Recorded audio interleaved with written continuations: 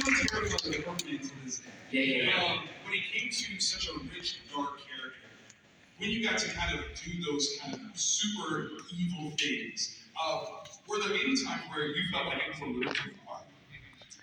Well, it's all, of course, in the context of a very brilliant script. Of course. It was very well written, very well realised.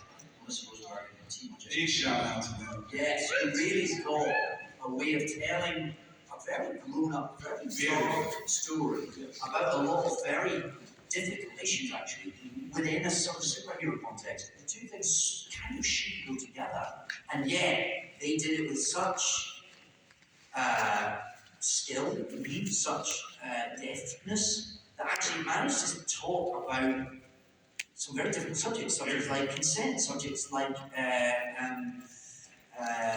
child abuse, about the ways that people can be broken by the way they're treated as a child, or the way they are when someone meets someone who can be very unhealthy for them. All of which doesn't sound like the sort of material that works in a comic book show, but they did the two really cleverly. Absolutely. So yeah, Kilgrave did some absolutely inexcusable awful, and yet at the same time they managed to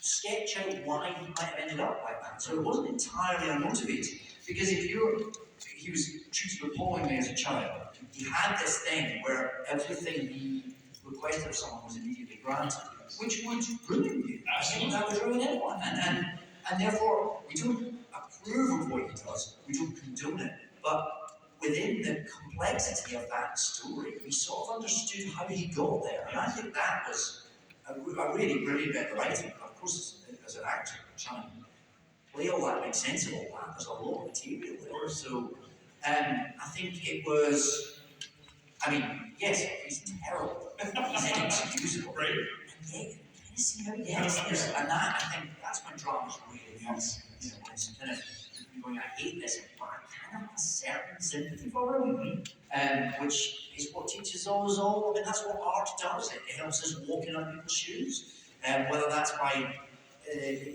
you know, the way a novel describes someone, or something in a painting helps us to see what it is to be someone. That's what the arts are for. They're about holding a mirror up to nature, helping us understand what it might mean to be someone else, and hopefully all that does is engender empathy and makes us all better people.